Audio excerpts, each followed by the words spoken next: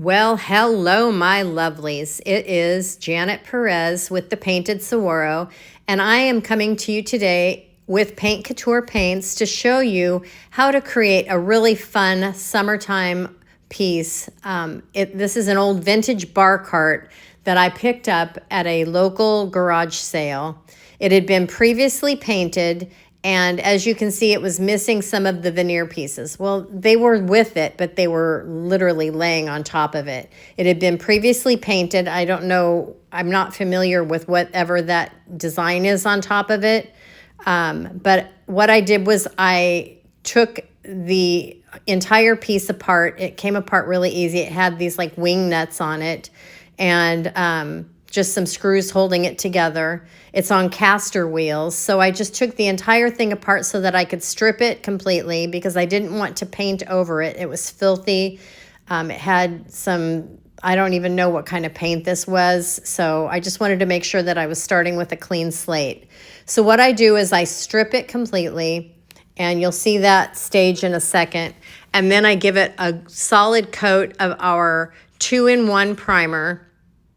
And then I give it the frame, after I put it all back, reassemble it, I give the frame a solid coat of Peacock mineral acrylic paint. That screwdriver that I'm using there is a fantastic, and I highly recommend it. I'm not making any money off of this, but it's a skill screwdriver, and it's a great one-hand operational screwdriver.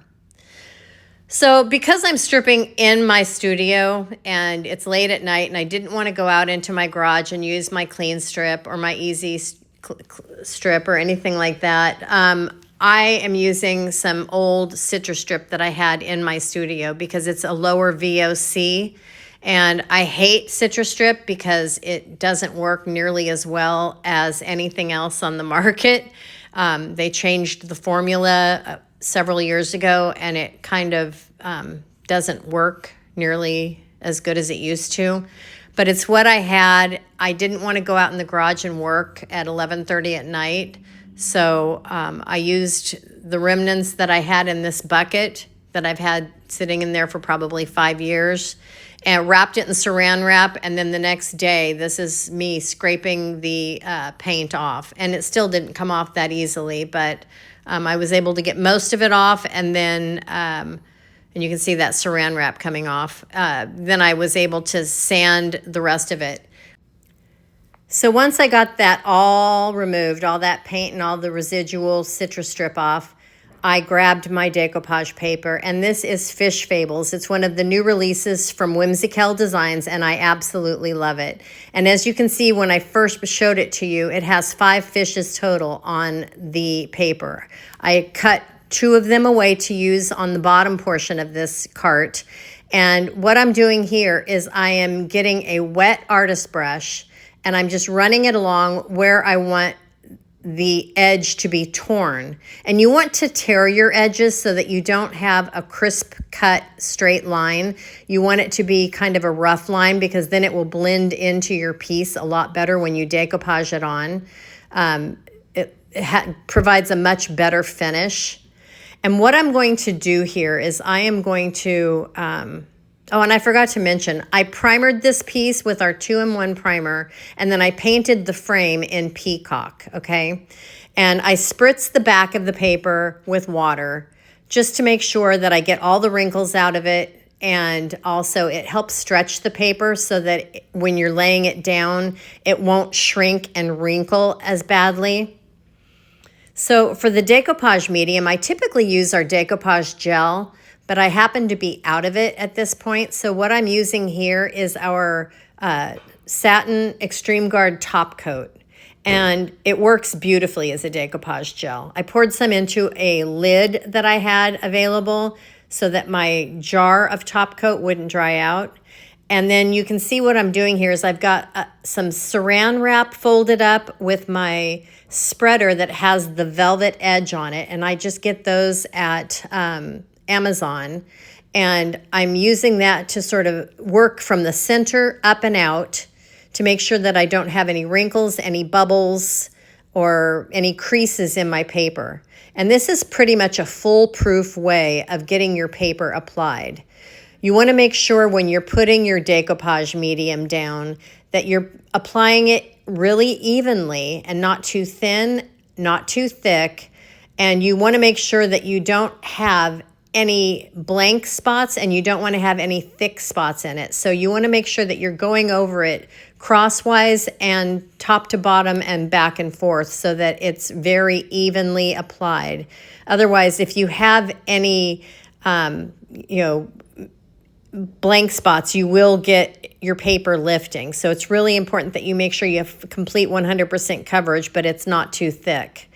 So you can see here I'm using that saran wrap and just kind of pressing the paper down, and then I grab my spreader again and I'm working from the center outward each direction, and then the center down. And that's how you avoid getting wrinkles, okay? And then this is the last little bit of the paper that I need to adhere. Again, I'm overlapping, so I want to make sure I go out beyond the edge of the paper because it's all going to be covered anyway, so it doesn't matter if that satin top coat goes out beyond where my paper ends. I want to make sure that I'm getting all the way out to the edge of the paper. And there, it's done. Now, I was showing you that piece of paper, or that piece of saran wrap, because it had a lot of the top coat on it, and I wanted to get a clean piece just to finish up that smoothing of the paper. Now what I'm doing is I'm sealing the top of the decoupage paper while it's still wet with more top coat. And this just kind of helps make sure that as it dries, it doesn't wrinkle, it doesn't shrink, and it gives it a nice, smooth, even coat. So now the magic begins. As you can see, I used the Peacock as the base on this piece, and I'm using Moxie by the Sea on a grout float. I picked up this grout float years ago at Home Depot, I believe, and I just put a little bit of paint on the grout float and then I spread it on the wood. And it gives you this really kind of cool effect of this kind of choppy paint look. I've used this before on different pieces and it works great. And I'm also using artist brushes and some vinegar water to create some sort of washes on here. I'm using the colors Tuscan Sun, Coral Passion, and Polynesian Pink are the three colors that I'm using to create this. They're colors that kind of tie into the fish on the decoupage paper, and I just wanted to create some interest on this piece that kind of tied into that paper.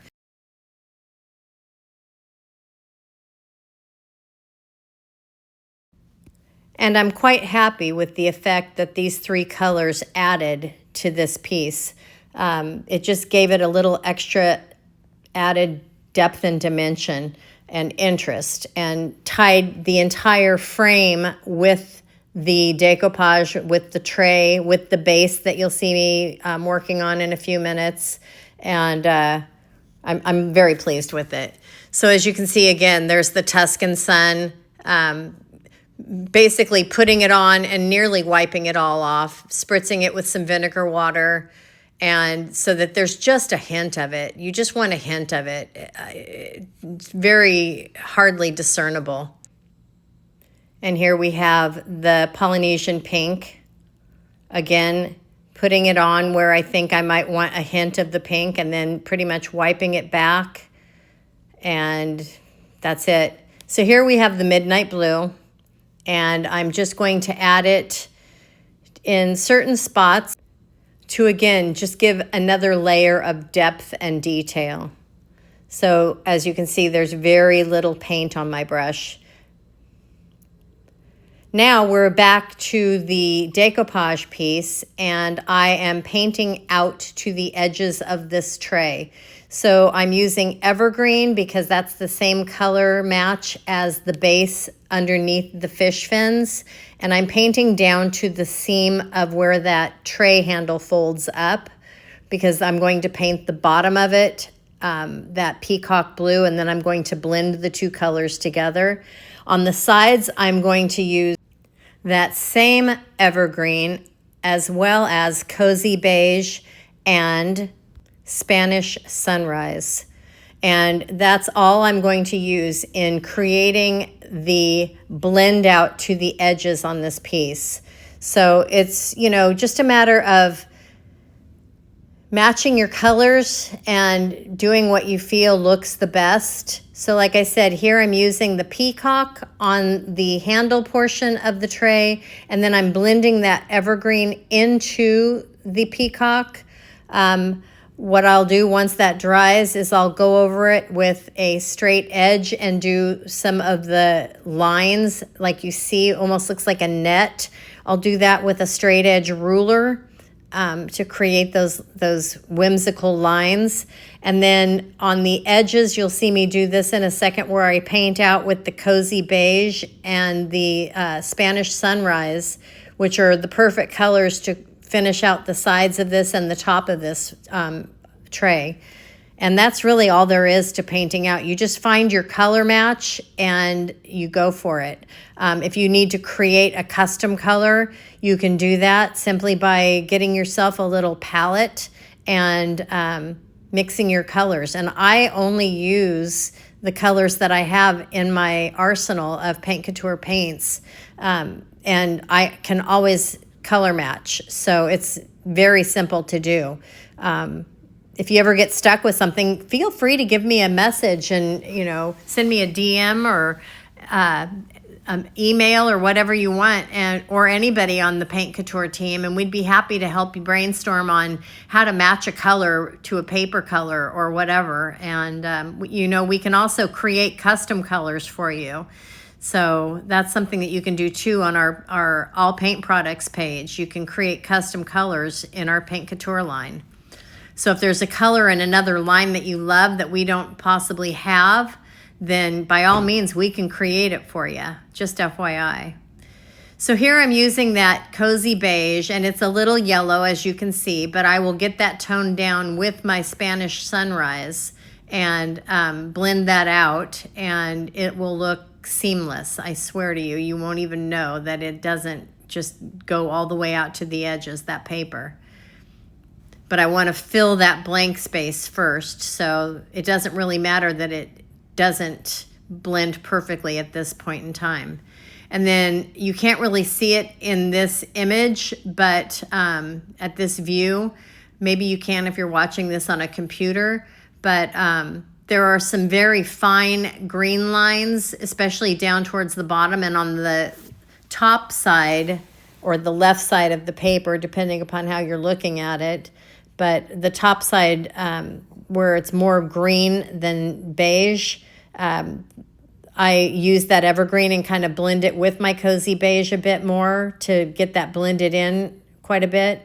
But as you can see here, I'm just using that Cozy Beige to get that base coat down, and then I'll start blending colors to get in there and get it blended beautifully.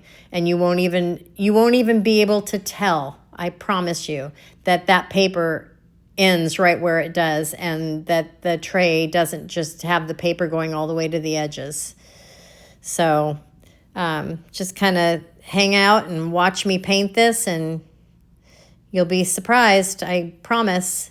So here I had a little bit too much blue on there, so oops, I covered it back up with my Spanish Sunrise. And yeah, my brush was a little bit dirty.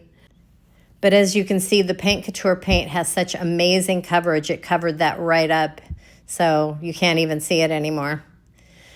So as you can see, I'm just continuously working on this, and I promised that I would show how to do this. So I'm not going to, even though it's sped up 4 times the speed, I'm not going to cut out on this and not show you the process. I'm just showing you how I'm blending it out. And it's just a matter of keep working at it until you get it where you like it. But I don't overwork it. I don't spend a whole lot of time doing this because it doesn't have to be perfect. You know, the paper itself is imperfect. You know, that the kind of the beauty of the Whimsykel Designs is she creates them so that they have sort of imperfections to them intentionally so that when you're painting them, you don't have to worry about perfect straight lines or perfect color blends or anything like that. That's what I dig about her papers. They're foolproof. So you really can't see where that paper ends and my paint starts at this point, right? It's pretty amazing how the paint just ends up blending right in with the paper. So I'm almost done with this. I will add some minute details here in a few minutes, and I'll finish up that bottom corner. And then we will move on to the bottom tray here shortly. But yeah, it's a pretty fun process. I mean, you get to expand your creative juices, shall we say, because you get to play artist by blending these colors and creating the colors that you need. So see here, I'm pulling out that green all the way out. I am struggling a little bit because there's that seam there where the two tray edges meet, the folding side meets with the base of the tray. And it got a little dark, but I will lighten that up as well by just going back over it with a little more of the cozy beige. I mean, it's just, you just keep working it until you get it exactly how you want it. And just use your artist brushes. You know, I buy my artist brushes at Hobby Lobby, and I buy them when they are on sale, which is quite frequently. And, you know, you can get a package of artist brushes at Hobby Lobby fairly inexpensively. So you don't have to worry about dumping a whole bunch of money on them to create this look. But we're getting there, right, guys? So see, there's the lines. I'm just going over that base again because that first coat over the primer didn't quite cover as much as I would have liked because it was still too wet. So I'm going over it again and doing an extra blend.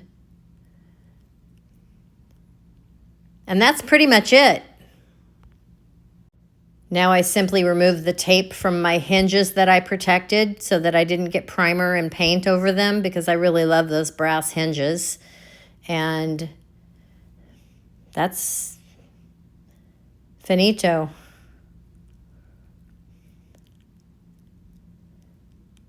So this is the base tray, and I've already decoupaged this on. I use the exact same method that I used on the top tray.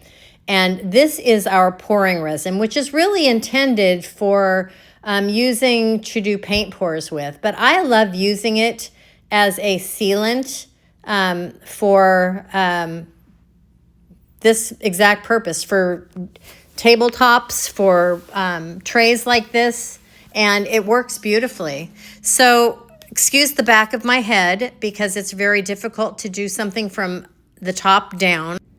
But by simply using a silicone spreader, I just made sure that I got it into all the corners, and that's it. I spread it out evenly. I don't need a whole lot of it in there, and I will let it dry for about 24 hours, and it creates a beautiful, nice, glossy finish.